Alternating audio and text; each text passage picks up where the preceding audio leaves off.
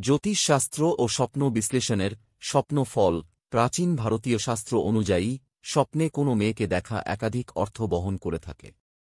স্বপ্নের প্রকৃতি, পরিস্থিতি, মেয়েটির পরিচয়, আচরণ ইত্যাদির ওপর ভিত্তি করে এই অর্থ বা ভবিষ্যদ্বাণী পরিবর্তিত হয়। নিচে বিস্তারিতভাবে আলোচনা করা হল। স্বপ্নে মেয়েকে দেখা, সম্ভাব্য ফলাফল জ্যোতিষ মতে। ১. অপরিচিত মেয়েকে দেখা। ইঙ্গিত: নতুন সুযোগ বা সম্পর্ক আসছে। ব্যাখ্যা: এটি আপনার জীবনে নতুন কোনো পরিবর্তনের পূর্বাভাস হতে পারে। এটি প্রেম, চাকরি বা সামাজিক যোগাযোগ হতে পারে। সতর্কতা: অনেক সময় এই স্বপ্ন বিপথে যাওয়ারও পূর্বাভাস হতে পারে, যদি মেয়েটি অন্ধকারে থাকে বা ভীতিকর হয়। ২. পরিচিত মেয়েকে দেখা, যেমন সহপাঠী, বন্ধু, আত্মীয়।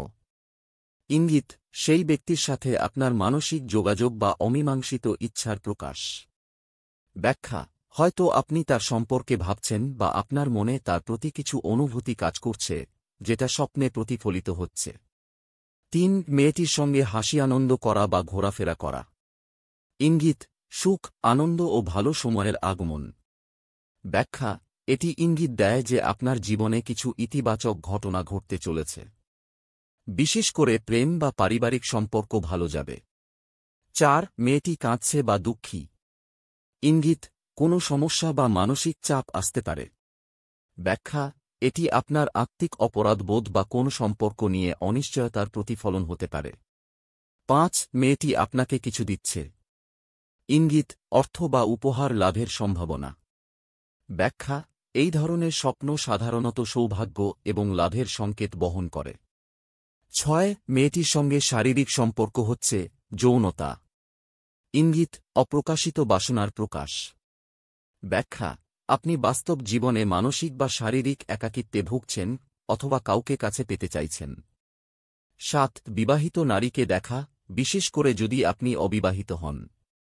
ইঙ্গিত: ভবিষ্যতে কোনো গুরুতর সিদ্ধান্ত বা বন্ধনের দিকে আপনি এগোচ্ছেন। জ্যোতিষ শাস্ত্রে বিশেষ টিপস।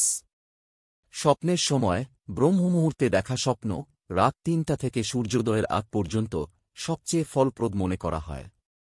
সপ্তাহের দিন মঙ্গলবার ও শনিবার রাতে দেখা স্বপ্ন দ্রুত ফল দেয় বলে বিবেচিত। চন্দ্র রাশি অনুযায়ী কার রাশিতে কোন ধরনের স্বপ্ন কী ফল দেয় তা নির্ভর করে জন্মছক বা কুণ্ডলীর ওপর। ব্যবহারিক উপদেশ: স্বপ্নটি মনে রাখুন ও নোট করুন। একটি ডায়েরিতে লিখে রাখলে বিশ্লেষণে সুবিধা হয়। আত্মবিশ্লেষণ করুন, এটি অনেক সময় আপনার অবচেতনের বার্তা হতে পারে।